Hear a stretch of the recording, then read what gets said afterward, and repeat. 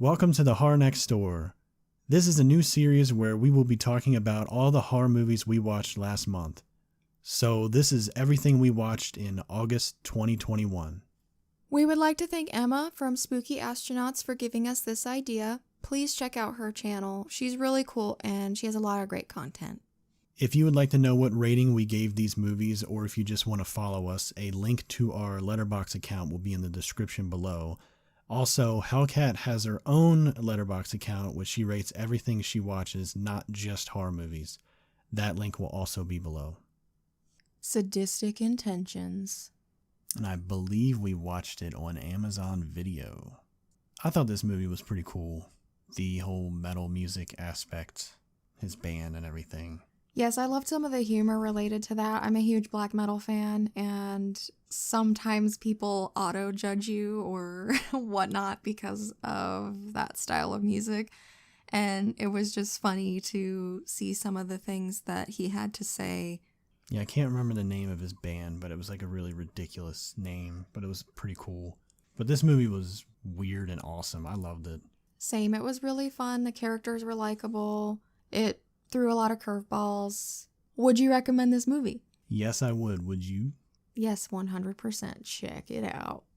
So next up is Dybbuk Box, True Story of Chris Chambers. This one is nice and short at a lean 60 minutes. We also watched this one on Amazon Prime Video. It's filmed in like a found footage style. Like Paranormal Activity, pretty much. Yes, and he's a YouTuber or something, and he just gets a Dybbuk box and opens it, and it shows all the craziness that happens after that. It is pretty entertaining for what was obviously a low budget, and it's great that it was so short because anything longer probably would have been pushing it, but nothing too out of this world happens either, so. No, I thought it was really well done, but I just hated the character because I'm like, you're really going to open this thing just for some views on YouTube? Like, come on, man. Like, bad decisions were made. Very bad decisions. But I would recommend this movie. Would you? I would too. I think especially with as short as it is, it's worth a watch. Check it out. Next up is The Butterfly Effect 3 Revelations. I have a lot of box sets that you used to be able to get really readily available at places like Walmart, Kmart, Best Buy. They're pretty hard to come by now, but I have a box set of the third After Dark Horror Fest. They always call them like 8 films to die for, and this movie was in that pack. We also just happened to have recently rewatched the first one and the second one, so it was actually kind of fun to find this in there. Most notable cast member is most definitely Rachel Miner, who we both like. This was better than The Butterfly Effect 2. But that's not saying much. I guess we don't have a lot to say about this. It's hard because it's a little bit like, why were any sequels made to The Butterfly Effect at all? Yeah. And then the twist at the end is like, what? Yeah. Really? Yeah, it's a bit rough. Yeah. So it's hard to necessarily recommend this, but I would say if you have any interest in the Butterfly Effect sequels, to definitely watch this one over the second one. Even though the second one was very unintentionally funny, I did like this one better. Yeah, I would only recommend this if you were super bored and had nothing else to do. Autopsy, which is also part of the After Dark Horror Fest 3 collection DVD that we have. Most notable cast member in this movie was Robert Patrick. There were some cool moments of gore in this. I guess if you're a fan of some practical effects, some good gore, that this is a pretty passable movie. Yeah, the gore scenes were pretty freaking awesome. The storyline was a little, ridiculous. Yeah, it got muddled too. Some of the motivations became very unclear and whatnot as far as why the people in this hospital were doing some of these things. It was a fun watch, though. Yeah, it was definitely more enjoyable than some of the other things we saw this month. I would recommend it, but not if you're like on a time crunch. I would say maybe if you're like, again, just you don't mind if there's not much else to the movie that's entertaining besides the gore. Yeah, I would recommend it too. So here's another of the 8 films to die for from my DVD pack. It's The Broken with the lovely Lena Headey. This one was definitely much more subtle than I think any of the other movies in this pack. It was much more cerebral, tame, I guess. It was really weird, but like a good weird. Yes. It's like one of those movies where you're invested in it and you're just like, what is going on? Exactly. I was never bored. I definitely wanted to understand what was happening, and there were some pretty eerie moments. They're just a lot more subtle and toned down than like Autopsy, for example. Yeah, and I think once they finally like explain things towards the end, it's not like super ridiculous or anything, and it's like ruins the movie. It's actually really clever, and I think it's really cool. And you said it was kind of like Invasion of Body Snatchers or something. Yes, I got that vibe. I would absolutely recommend this movie. I think especially compared to some of the others in this box set, it was very good. Totally. It's probably one of the better movies in the Harfest 3 pack. Next up is Perkins 14, which is also part of the After Dark Harfest 3 DVD pack that we have. I'm struggling to remember this movie, which is not a good sign, but I think the gist is some brainwashed people like in a Manson type way, where Richard Brake is a killer and he kind of trained them or something, and I don't know. Yeah, but then they kind of act like zombies or something almost, even though they're not zombies. They're just like brainwashed kids that are now grown up and they're like going around and attacking people. I don't know. It was really weird. Richard Brake is in it randomly. Like I feel like he's not really in it that much. I don't remember him being in it that much. Like he's the one that did the brainwashing and he's supposed to be the killer and stuff, but he's really barely in it. And now I'm seeing Mikhail Graves listed on there, and I'm like, is that the guy from the Misfits? Like, what? I don't remember him in this movie. I guess I just don't remember this movie. So would I recommend it? Not really, no. I would not either. Oh, right. This is a great one for me. Dolls from 1987, directed by Stuart Gordon. I watched this a lot when I was a kid. I have such fond memories and really a lot of nostalgia tied up in this one. You know, the cover of the movie, the poster, whatever you want to say, where the doll is holding the eyeballs. I just think it's so memorable and cool. And the part, I don't want to do spoilers, but there are just so many little moments in this movie that are super memorable, and I definitely know I liked it more than you just because of all my memories and nostalgia and stuff. Yeah, this is my first time ever seeing Dolls, but it was pretty cool. I like, these 80s movies where they actually did practical effects. They made all these creepy dolls and they did all these creepy things with these little dolls and stuff, whether it be stop motion or whatever the hell they were doing. Puppeteering. Nowadays, if they did this movie, all the dolls would be CGI. It would all look like garbage in about 5 years. Yeah. Also, we watched this on Shudder. It's in a lot of places on streaming right now. I also own it on VHS, so that's how long I've been a fan of this movie. And I don't know, it has a good cast. Like, the little girl's actually a really good actress and she's really likable. You know, a lot of little kids in horror movies can be annoying, but I don't know. It's just a really cute, like, it's cute and creepy at the same time. It's super fun. It has a charm to it. Exactly. It's a really awesome vibe that a modern day recreation of something like this could never copy. So I would recommend this movie. Would you recommend this movie? 100% recommend this movie. Next up is The Call, which we watched on Shudder, and it stars Lin Shaye and Tobin Bell. And they are both awesome. Totally. This movie was kind of, I don't want to say it's mediocre because I feel like that's a little bit brutal, and I know that a lot of people didn't like this movie. I will say one of the first things that comes to mind looking back on what we watched is I remember saying, why does this music sound exactly like the Nightmare on Elm Street music? Yes, there was a couple parts in there where it sounded exactly like Nightmare on Elm Street, but that complaint aside, I did think the storyline was really cool with them going in and calling her on the phone and all the Yeah. creepy shit that went down. Like, I actually thought this was really cool. It was one of those movies where it's like, you know, Tobin Bell puts out a lot of random horror movies, and so does Lin Shaye, and you know, and some of them are, you know, not really that good, you know, and then this one's like, you know what, this one's actually really fun. I liked it. I'd recommend it. I would recommend it too. I can't remember at the moment. I remember we were like going back and forth on what we wanted to rate it. And I said something that made us both go, oh yeah, let's put it down like a star or half a star or something. I don't remember what happened.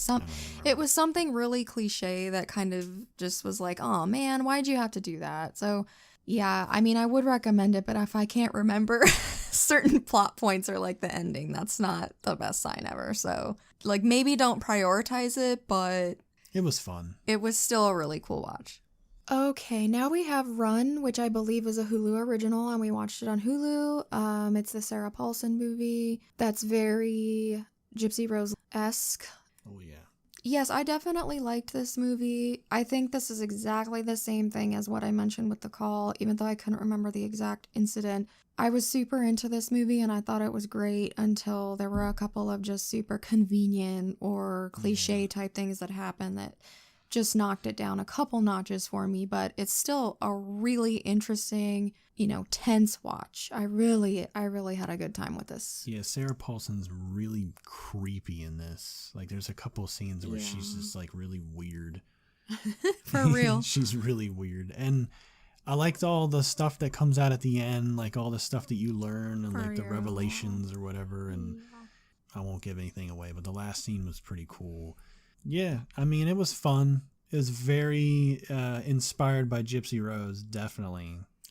What I would like to throw out there real quick is The Act with Patricia Arquette and Joey King. It's like a mini-series thing, and it was so freaking good. Like, this movie was good, and it's not based on a true story, but I just wanted to throw that out there for anyone that really liked this movie or that maybe wants to know more about the Gypsy Rose thing, because that Act series was really pretty accurate to the real-life story. I would recommend Run, by the way. Oh, sorry, I got off track. Yes, I would also. Check it out. Next is Beyond the Black Rainbow, which we watched on Tubi. Oh, Panos, what? Where did you come from? Like, what are you doing? Isn't he crazy? Isn't he like, what? I mean, wow, he's just on another plane, you know? What can you say? This movie was so everywhere. It was all over the place. It looked so cool. So I have seen this before, and I didn't really remember much about it, but I wanted to kind of watch it again, and I wanted to show Hellcat because she had never seen it. So this is the first time she had ever seen it. It's my second viewing. Yeah, it's basically just a very visual and oral, AURAL, experience. I'll be honest, I was confused by the story. I wasn't 100% sure what was going on, but I don't think that is the point of this man's films. I mean, they're just an experience, and it was a little bit rough to watch it with ads, but thankfully the ads on Tubi are very short, so it wasn't that bad. I just felt like being interrupted during this like experience was not my favorite thing. So I would recommend watching this. There's two stipulations. One, it would be best if you could watch it without ads. And two, if you don't like slow things that don't have a lot of dialogue and that don't have a blatant explanation and don't have a very clean, neat, wrapped up ending and stuff like that, then I would not recommend it. But otherwise, I very strongly would. I would also recommend this, but I feel like every person that watches this is probably either going to love it or hate it. That's a very good point. All right, next we have Voices, which is a Korean horror film that we watched on my 8 Horror Films to Die For or whatever DVD pack. This is probably my favorite one out of all the movies on there. I really, really like this movie. This is one of those Asian horror films that has a couple of the like cliche tropes that are in a lot of Asian horror films, but even when there's really cheesy CGI or things like that, the movie is still 100% likable. And a lot of the Asian horror films that I like suffer from that, like whether it's just because they're dated or because they didn't have the funding in the first place. It doesn't like look that great in parts, but you totally overlook that because it's just a good movie. Yeah, I really like this one too. I feel like when we first put it on, we were kind of like, whatever about it. But then there was a scene in the beginning. I don't even remember what happened now, but we were both like, whoa, because it was like really violent. And we were just both like, holy crap, and Seriously. then we were like really invested, and then. Yeah, and then it becomes the story itself. You get very intrigued, like, oh wow, wait, what? Who's doing this? Or why is this actually happening? I don't know. I mean, clearly it's not for everyone because the average rating on Letterboxd isn't very high, but we really liked this. I loved it. I would totally recommend this. I would definitely recommend this. I work from home, so sometimes I can watch movies where I'm not like 100% paying attention, and this was the case here. It's Truth or Dare from 2013, directed by Jessica Cameron. I'm almost not sure what to say about this because I know that there was probably a lot of time and effort put into it, but there's really not a lot I can recommend this for. I mean, I think the script was the main problem because there are lots of good effects and there's some great acting. I'm gonna say that Heather Dorff, like, everything I've seen her in, she's a really good actress. Like, she's so convincing when she's like hurt and crying and things, so there's that. But it's trying to tick all the offensive boxes. It's definitely not for anyone who is easily offended or might be triggered from anything basically anything offensive you can think of happens. So unfortunately, I cannot recommend Truth or Dare. Next up is Dying Breed, which was also part of the Horror Fest 3 pack that we have. The most notable actor in this one was Leigh Whannell, who you might know from Saw. Leigh Whannell rocks. We like him. Yeah, Leigh Whannell rocks, but Leigh Whannell, what are you doing in this movie? Because I didn't like it. I really didn't like it. I just feel like it was all over the place. I don't know if it was the way it was edited, if it was a budget thing, if it was like chopped up to death in editing. Like, I don't know, but the tone it varied so much that it was just very jarring, and you never really got to care about any of the characters. There was one character specifically that you just straight up couldn't stand, and it was like, when is he gonna die already? Which I know sometimes that's fun, like in the Friday the 13th films where you're like, oh, get him, Jason. You're not even rooting for the bad guys or whatever you want to say in this movie, because there's like an animal thing, but there's also a human side of it. I can't even explain all the reasons I didn't like this. I feel like there were parts in this where they were ripping off Wrong Turn, because I remember that now. We were towards the end of the movie. I was like, this is just Wrong Turn at this point. For real. Yeah, I forgot about that. But I would not recommend this movie at all. No way. All right, The Dentist 2, directed by good old Brian Yesna. We watched this one on Tubi. Basically, this is more of the same. If you like the original Dentist, you're probably going to like this one too. What I will say is that the first one is a lot more fun, and we liked it more. Both movies have awesome effects and gore and stuff, but I just feel like the first one was so much more enjoyable. But I know we both seen these when we were little, and I know I've seen the second one, but for some reason I only remember scenes from the first one. I don't ever remember scenes from the second one. So watching this one was almost like watching it for the first time again. Between the two, the first one's definitely better. Yeah, so I would recommend it, but I would recommend the first one more. Totally. I would recommend it as well. It's still fun. It's just over the top fun. So next up is Freddy vs. Jason, and we watched this one on Friday, August 13th. We didn't know which Friday the 13th movie we should watch, for Friday the 13th, so we got on one of those websites where you can spin the wheel and have it pick a winner. So I went in and I put all the Friday the 13th movies, including Freddy vs. Jason, and spun the wheel, and that's what it landed on. And we watched this on my glorious Blu-ray that I have. It was a lot of fun. It was. I know we watched this movie together in the past, but I guess just like the fact that it was Friday the 13th, and I think it's funny too that this was the one it landed on because I am a huge Freddy Krueger fan and I love Freddy more. So I thought it was funny that this is the one it landed on of all. But yeah, we both love this movie. We both have such fond memories of going to see it in the theater. I know a lot of people do not like it, and I understand that it has its flaws, but I'm just not sure how you couldn't get a kick out of this. If you love Freddy, Jason, both, whatever, like, this movie's awesome. If you love Freddy and you love Jason, how can you not like Freddy versus Jason? You know, it's like everybody talks crap about it now, I feel like, but at the time it came out, like, everybody was head over heels for it. Yeah. It's like some kind of cool thing to hate on something. Get out of here. The movie's awesome. Yeah, and 100% recommend. I would recommend this as well. From Within, which is another of the 8 Films to Die For DVD pack. Thomas Dekker is in this. I know him from the Terminator TV show, among some other things. I remember liking this a lot more when I first saw it when I was younger. However, I did still really like it, just not quite as much. I found it to be a little bit more corny than I remember. I thought I remembered being a little bit more spooked out by it. It's a really good watch. I think there's some cool ideas here. I sort of feel like maybe It Follows could have possibly ripped it off a teeny bit, but who knows? Yeah, I thought this was really cool as well. Apparently I had watched it before and totally forgot about it, but I really enjoyed it. It had a really cool storyline, very similar to It Follows. It was fun. I liked it. And I would definitely recommend it. I would definitely recommend it as well. Meadowoods, which is part of a random DVD pack that we have.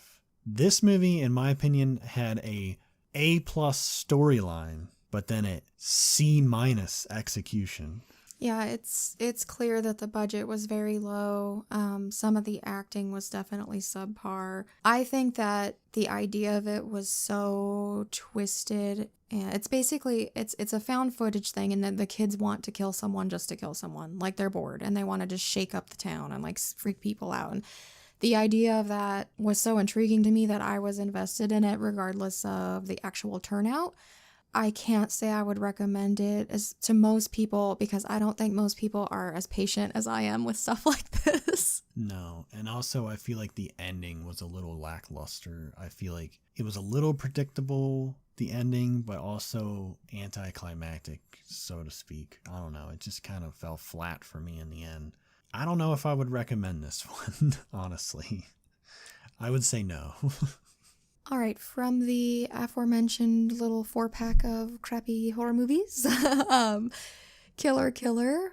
It's from 2007. Basically, I'll just repeat my review from Letterboxd, which is, if you watch this movie without reading the synopsis first, there's no way you're going to understand what's going on, because that's exactly what happened to us. We were so confused. It was boring, and I would not recommend this movie in any way, shape, or form at any time. I remember the one thing I really didn't like about this movie was whoever was in charge of the audio should be fired immediately. I could not understand what anybody was saying. The audio was awful. So true. I didn't like it.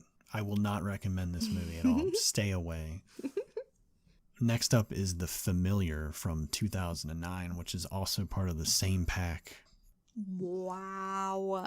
This movie, The Familiar, oh my God. I almost don't even know if I would call this a horror movie, because they were trying to package it as like a demonic possession type thing, but there was really nothing there besides some coloring and stuff to... Yeah. Oh my gosh. I feel like it was actually It was a horror movie if Hallmark Channel made a horror movie. Oh my God, that's a perfect way to describe it, and I would not recommend this movie. I would not either. I will quickly just mention The Forest from 2016, which I just watched late at night by myself because I had never seen it and I knew that Psycho already had. Basically, it's very run-of-the-mill, lots of jump scares. Natalie Dormer is cool. I wouldn't recommend it, as like a priority, but I guess if you were bored or like you just wanted something to watch late at night when you're about to fall asleep like I was. It did take me 2 nights to watch it, by the way. Then maybe, but otherwise not really. Next up, we watched Near Dark, which Hellcat had the DVD for. It's directed by Catherine Bigelow and stars Lance Hendrickson and Bill Paxton. But I have like this special edition thing that's really freaking cool. It has like this big booklet and the packaging is all neat. And I basically sought this film out because I remembered loving it so much the first time I watched it. The movie does hold up. I did really enjoy it. I don't know if I would say I enjoyed it as much as I did the very first time I saw it, but it's so cool. It's like a much more serious and darker version of The Lost Boys. It's very different tonally, and it's much more like graphic and stuff when it comes to some of the blood and things. Well, for me, never seeing it before ever until now, I really liked it. My favorite scene was the scene in the bar. Right. That was just so over the top and crazy. I loved it. I don't know, maybe it's just the 80s fact that it's, was made in the 80s. I feel like it just feels better than most vampire movies I've seen. I'm not really a big vampire guy, but this movie was pretty cool. I liked it. Yeah, and I'm the opposite. I love vampire movies, so I just think that the way they did this really differently, and they never ever use the word vampire. They never straight up reference vampires, but they are affected by the sunlight and things like that. It's really cool. It's really different, and I would definitely recommend this movie very highly. So would I.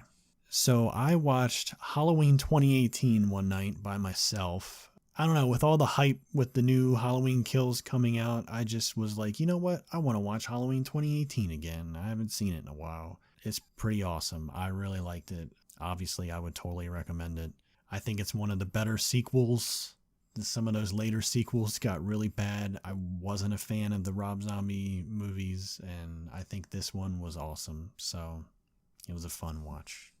All right, saving the best for last. Not just kidding. It's Howling 4, the original Nightmare.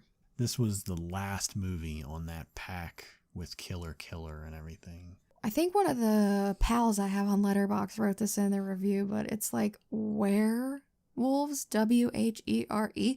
Where are the werewolves? Because there pretty much aren't any. Yeah. Until the very, very end, and it's for 2 seconds. So I will admit I've never seen Howling 2 or 3. Yeah, we've only seen the Howling 1. Yeah, and we didn't really like it that much, so we didn't... Wasn't a huge fan of the first one. We didn't care about skipping 2 and 3 and just watching this since I had it, and I didn't like it. It was really silly. It was more like some kind of weird adulterous relationship story, and like one of those typical, oh, the lady's crazy, nobody believes her craziness type things, and it was pretty lame. But also, for it being the 4th movie in a series, you would think that the werewolf would be all over this movie. Yeah. Like 5 minutes in, it's like, boom, werewolves or something like this. I think it's not until like way after the hour mark that you ever see a werewolf. And then you see it for like 0.2 seconds, and then you don't see it again. I think in the whole movie, if you got all the werewolf shots and put them together, it would not even equal 30 seconds of film. It's ridiculous. Do not recommend this one, sorry. Nope, did not have a fun time. As always, we just want to thank you so much for watching. We hope that you like this new series and that maybe you'll want to be our friend on Letterboxd. Leave us a comment if you saw any awesome movies recently that you want to recommend to us and we can check them out. Please subscribe.